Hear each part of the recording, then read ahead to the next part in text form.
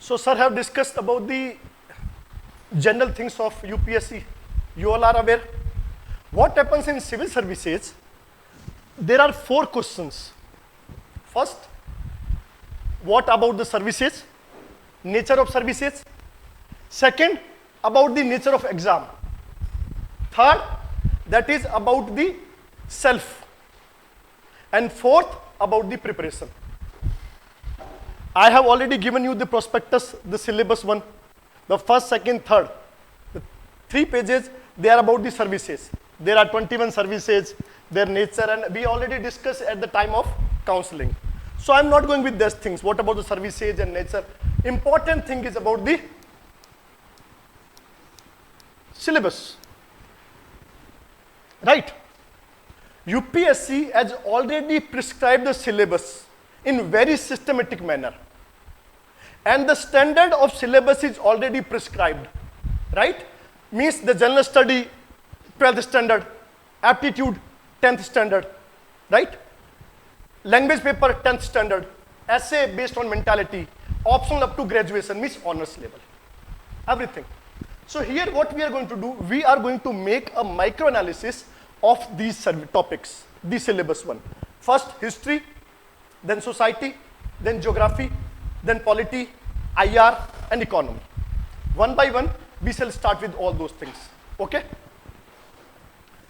So today is the day of Buddha. Today is Buddha Purnima, Vaisakh Purnima. And it is called as Triguna also. Why?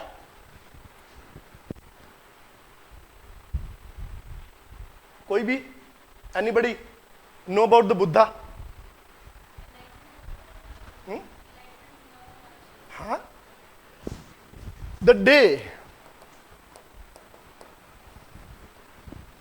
This is the day when Buddha born, enlightened, and left the world. The same day, Vaisakh Purnima. So it is called the Buddha Purnima. Right? And Buddha was the first person who launched the humanistic religion. Before that, all those were supernaturals. He was the only person who was very much humanistic in his nature. Buddha was agnostic. Buddha was against the God. Right? Why so?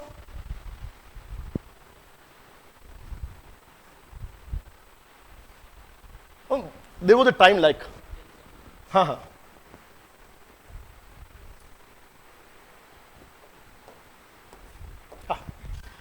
Once Buddha was sitting under the tree, and the most beloved student of Buddha or disciple of Buddha was Ananda. Ananda पूछता भंते आप God को क्यों नहीं मानते? Why don't you believe in God?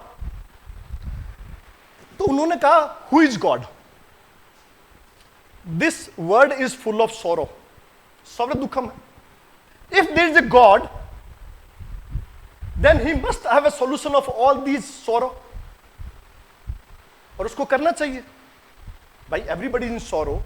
Janam, Maran, Vyadhi, everything is in sorrow. If there is a God, then why God is not solving the problem of suffering? And if God beloves the suffering, then it can't be a God. कोई भी भगवान अपने लोगों को का दुख कैसे देखेगा? So there is no God. So he was the first person जिसने बोला there is no God. No God. Why so? To Buddha, everything is temporary. Buddha बोलता था क्षणिक, क्षणिकवादा. Everything is temporary, impermanent. If it is impermanent, temporary, then what is God? God भी temporary है. And if it is temporary, then why the concept of permanence is there? अमूर्त, अकाल, कैसे हो सकता है? तो उनका no, there is no God. तो कि फिर क्या है? तो बुद्धा ने कहा सिर्फ एक चीज है, that is karma. The whole world is running through action. And how it happens? A series of action and reaction. Janma, marana. Why? Action and reaction. Because in Hinduism what we say, soul. The concept of soul. कि death होता है, soul जाता है, soul comes again. Right? The concept in India, the rebirth concept in Hindutva, Bhagavatism, is all about the soul. Atma. Right? Buddha said no, there is no soul. There is no soul. Atma nahi hai. The karma. Karma is responsible for this cycle of rebirth. Why so? Because we people are not aware about the action what we do. That is called avidya. Buddha gave a philosophy called Dvadas Nidana. And the theory is called Patitya Samupad. We shall discuss in history also. Patitya Samupad. इसके होने से ये होता है. Action, every action has a reaction. Cause and effect. So every cause has an effect. If you are going to remove the cause, effect will be removed. So he always talked about the karma. No God, no soul, nothing else. Only one thing. Buddha कहता था रोग से चर्चा करने से अच्छा है इलाज पे ध्यान दो. Not the problem. Think about solutions only. He was very practical about things. So बोलता था intellectuality, wisdom is the thing what you require in this world, not the faith or devotion, nothing. Intellectuality. तभी तो उनके last word थे अप्पो दीपे भवेत. बड़ी interesting story था कि आपको मालूम है like when Buddha was near to death, Cunda लोहार के यहाँ पे खाना खा लिया था. कोई बोलते हैं इट वाज पॉर्क, कोई बोलता नहीं कुछ वेजिटेबल था, उसने कुछ खा लिया. एज 80 के आसपास था. डिसेंट्री हुआ जबरदस्त and he was on death bed. And the beloved the disciple was the Ananda. Ananda जोर जोर से रो रहा है, दहाड़े मार मार के, बहुत जोर से. Buddha unconscious, conscious, unconscious in the cycle of that. अचानक उनको कॉन्शियस हुए, बोले बुद्धा ने कहा आनंद कहाँ है, कि वो भयंकर रूप से रो रहा है, बुलाओ. फिर अपने पास बिठाया, बोला यू वर ए प्रिंस, कि हाँ.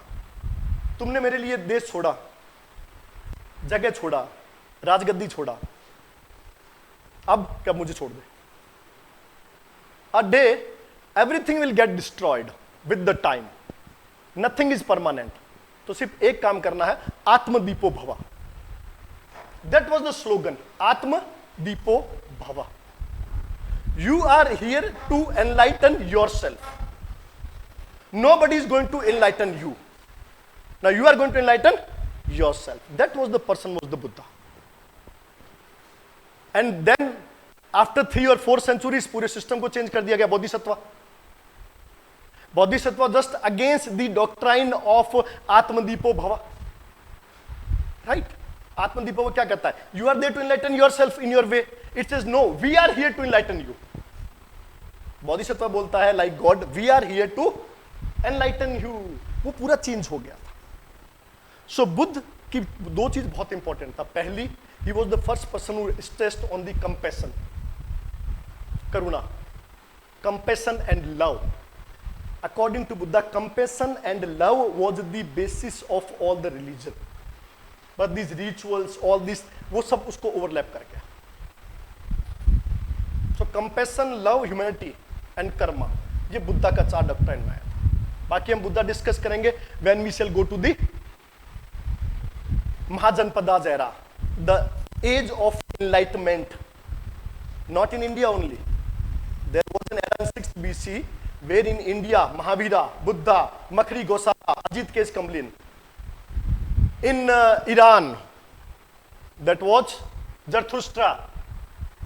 In China, Confucius, right? And in Greece, Aristotle and Plato, all at the same time. That's 6th BC. ये हुआ, right?